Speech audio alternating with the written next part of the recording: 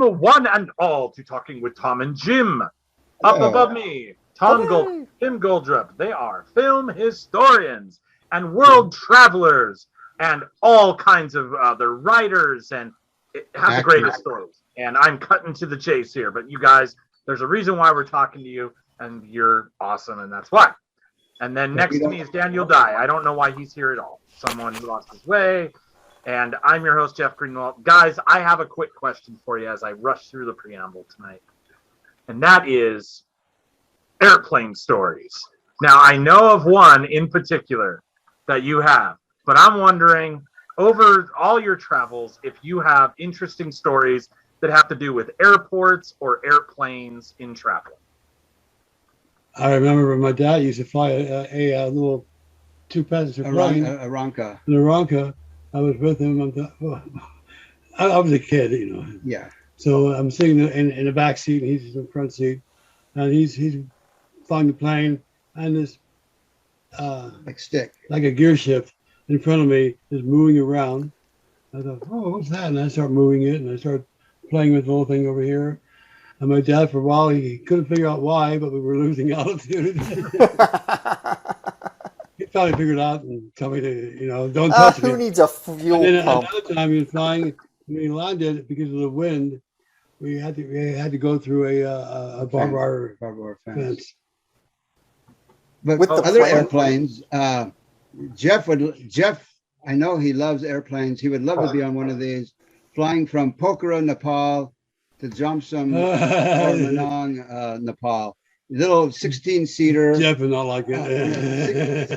16-seater. You felt like you're on a bucking bronco that was trying to get rid of its load. You look out this window, you see the mountains and right the rocks, here. the trees. You look out that window, it's. The wind comes through there, and it's rock. It felt like you were going to turn upside down. Yeah, it's rocking all over the place. And one of the times we were on one of those planes when we landed. We finally got used to them because we've been on them about 5 or 6 times. When we landed, there was a couple from Denmark or something. Denmark or Netherlands or somewhere.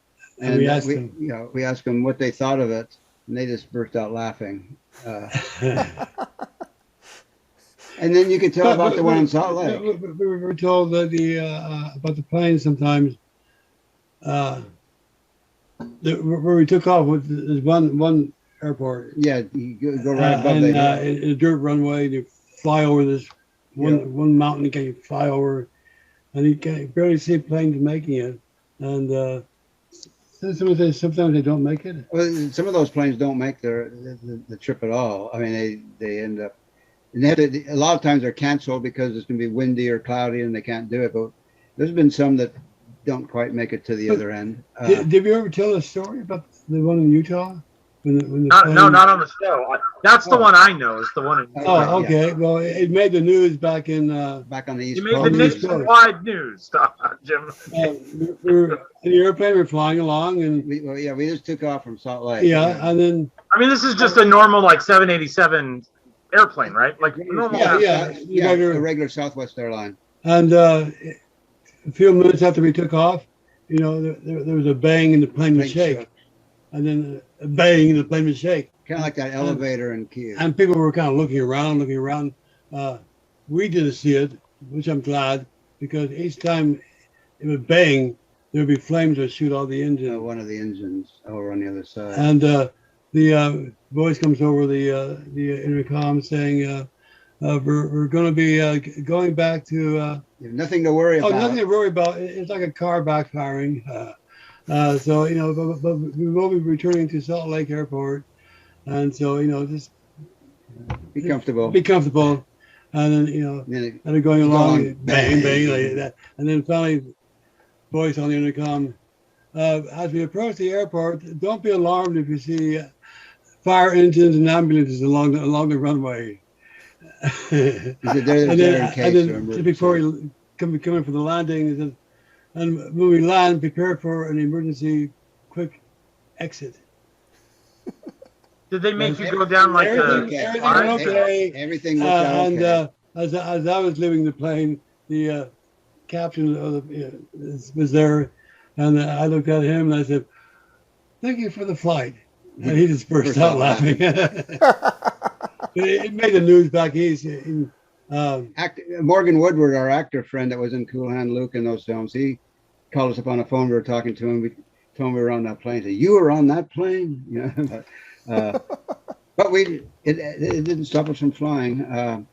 Another short little airplane story. It concerned Jim. I don't know exactly the whole detail, but we were coming back from Honolulu, and the speaker came over on the phone saying, "The passenger Jim Golder you have to see somebody when you get off the plane."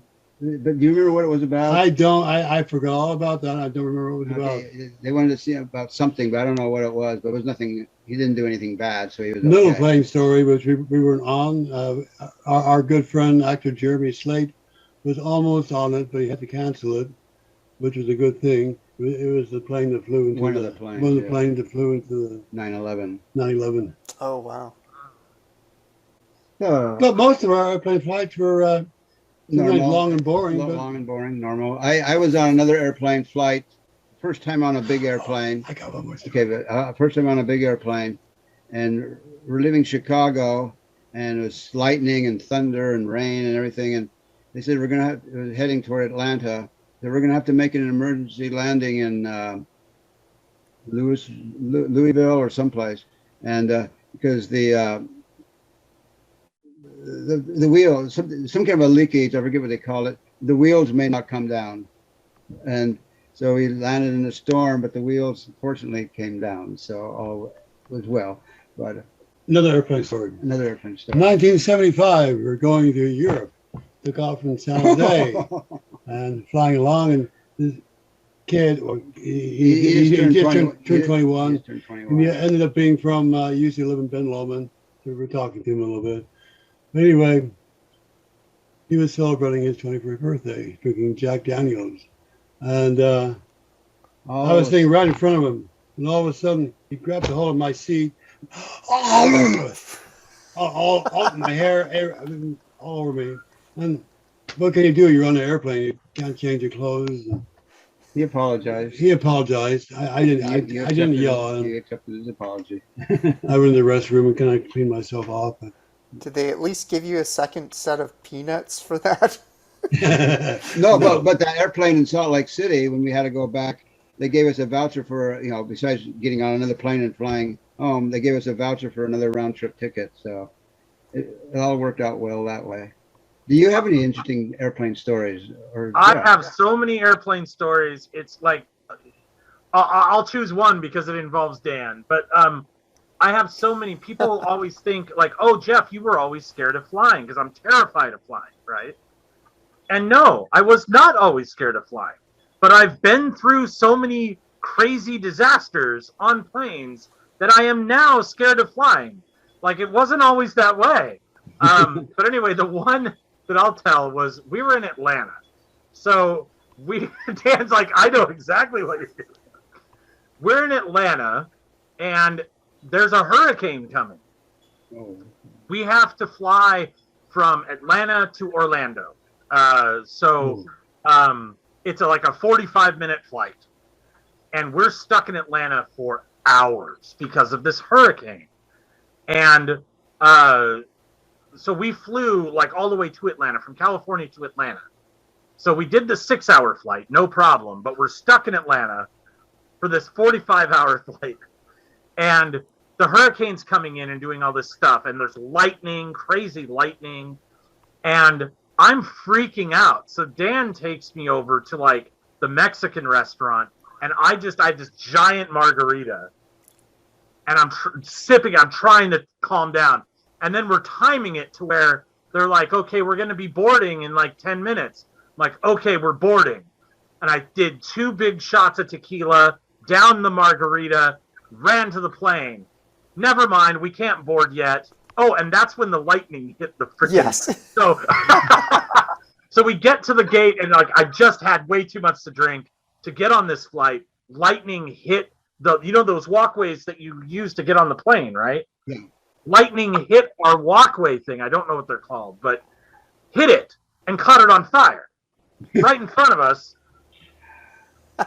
I'm like, oh my God, they're like, never mind, we can't board. They hadn't started boarding yet. They were just about to. Never mind, we're going to have to switch gates because lightning freaking hit and now I'm so crazy. And they switch our gate and everything. And I'm like, I can't get on this plane. I can't. We go back to the Mexican restaurant right as they start the board. 2 more shots of tequila.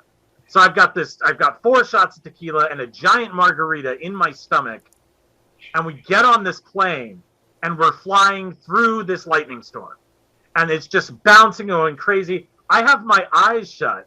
And this jerk is talking to me about, yeah, but if you're going to die, this would be such an awesome way to die. It was like on a roller coaster. Yeah, we're like we're flapping up and down, and you look around and there's like light flashing in the clouds around us. Yeah, all the lightning. My eyes are closed, but it's nighttime by this point, and so I can see all the flashing.